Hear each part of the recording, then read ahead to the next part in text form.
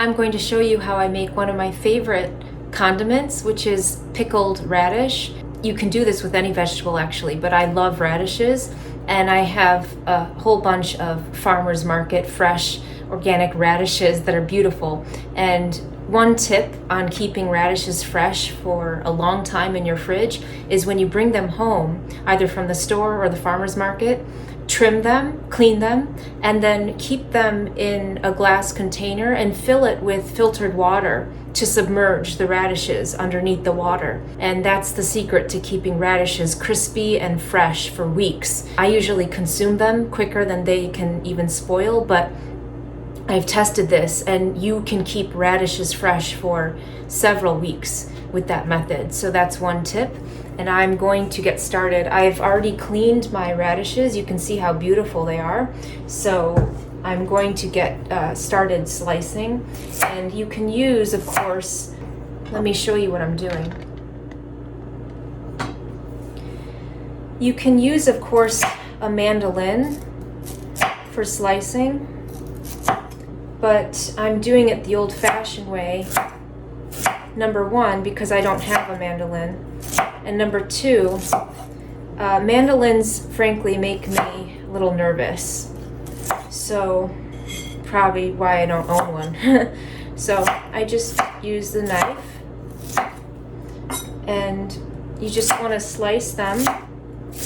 You can of course leave them whole too. That would be delicious. You can leave them whole. I prefer using this as a condiment, so I like having the thin slices.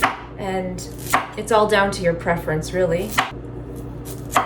You're going to see how easy making your own pickles at home is. Before I started making my own pickles at home, I used to think it was this huge production, and that prevented me from doing it. Much like making kimchi at home. Before you do it yourself, you probably think that it's this drawn out, involved process, but I like to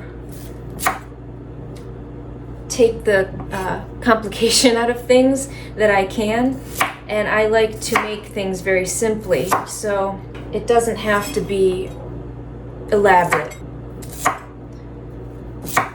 And as I slice, I'm putting them into this sterilized, clean jar. I just have these jars for kimchi and pickling, and I'm going to fill this up, and whatever I don't use, I'm going to put back in my refrigerator so that I can put water on them, like I said, and keep them in my fridge just for salads and things like that. So I'm going to see how much I can put in this jar. Okay, so this looks about good for me because I want to add some onions and garlic to this, so I don't want to overfill it. So that looks about sufficient for me. And I'm going to add some onion because I love onion. And if you've never had pickled onion before, it's delicious. So delicious and nutritious.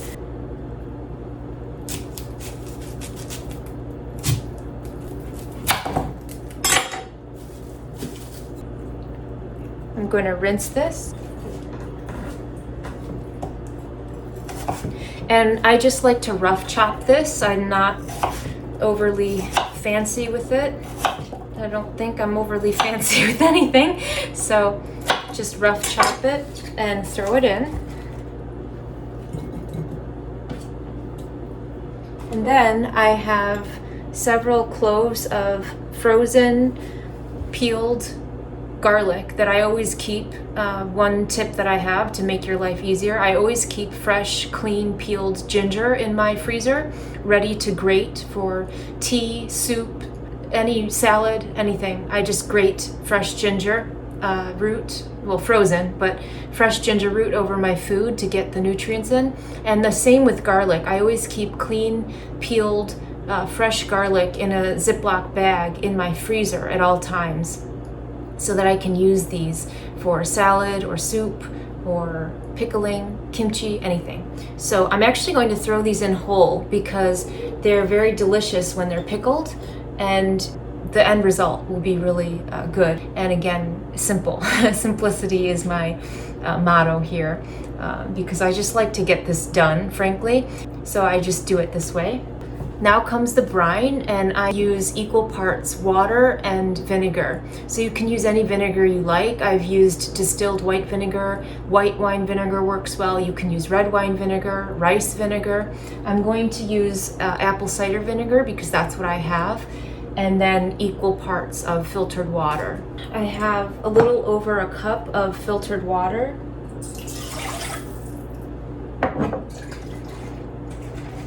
I'm going to add the same amount of apple cider vinegar. It doesn't have to be exact, just roughly.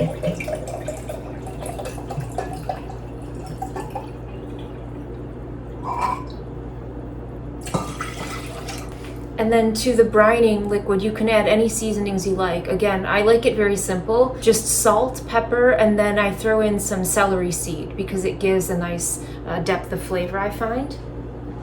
But obviously you can use whatever you like. So I'm going to sprinkle a little bit of celery seed, not too much. It's potent, so obviously if you don't like celery flavor, you don't want to add that. And then I have black pepper. A nicer thing to do, if you have it, would be to use whole black peppercorns. That would be great. I don't have any, I only have the ground pepper. So I'm going to use that. And then just sea salt. And it being a brine for pickles, you need quite a bit of salt. So I don't like it too salty, but I also need it to be salty enough because I use this as a condiment, the pickled radish that is. So I would encourage you when making your own pickles that you experiment with the brine, because you will find that a lot of recipes, I have found that a lot of recipes out there are either too salty or not salty enough. So that's why I'm not giving an exact amount, because everyone's preference is going to be different. So I just salt it to taste. And then I stir this, and then I'm going to boil this on the stove. I decided I wanted to add some ginger to the pickle. I have my frozen ginger, and I'm just going to grate this. And this was a fairly small piece, about an inch and a half, so I'm going to use the whole thing. And now I can add my brine. The vinegar brine is boiled, and you just add this. You just pour this over, and you're done. You can make sure that all of the goodies are submerged in the brine. And once this is cooled down, what I do is I cover it loosely with the cap, but I don't tighten the lid. I let it cool to at least room temperature, if not a few hours longer. You don't want to put this hot jar into your refrigerator, is what I'm trying to say. So I let this cool down for several hours, and then I refrigerate it overnight. And you can already see the color starting to bleed into the brine. It gets very pink and beautiful. And this will yield delicious, crunchy pickles that I use as a condiment. And you can just add this, you can eat this in the same way that you would eat any kind of vegetable ferment, pickles or radishes or kimchi. You treat it like a condiment. So it's really nutritious for you. And if you didn't know, radishes are extraordinarily healthy and, in my opinion, very underrated. Radishes contain a compound, a sulfuric compound, that helps loosen mucus and congestion. So if you suffer with chronic congestion, eat radishes. They're very high in vitamin C, they're anti-cancer, and they also support healthy liver and kidney function. And they also support lymphatic drainage. So they're really good for the lymphatic system, and they help the body regulate fluids. So eat your radishes, because I see people overlooking this beautiful vegetable. So I guess I want to give it my attention, and this is going to be really good. tomorrow. It will be really, really good. It's very hot, so again, I put the lid on, but I don't tighten it. I just leave it there, and this will cool down on my countertop. It's going to take, this is a pretty big boy, so it's going to take several hours for this to cool down, at least 4 hours I would say, to cool down to where I can put it in the refrigerator. So I'm going to clean up my kitchen now and let this cool down on its own. So I hope you make this or any kind of pickle. You can do this with any vegetable you desire. I just happen to love radishes for their health benefits and their color and their taste and texture. I love the crunch, and I love making my own pickles. So if you're not going to make pickled radish, choose any other vegetable and just pickle it. Pickle cucumbers, make traditional pickles at home and season it to your liking, and you'll see how much you enjoy your own homemade pickles, far better than any commercial pickles that you can buy in the store, and more economical too. So good luck, and here is to your health. Bye.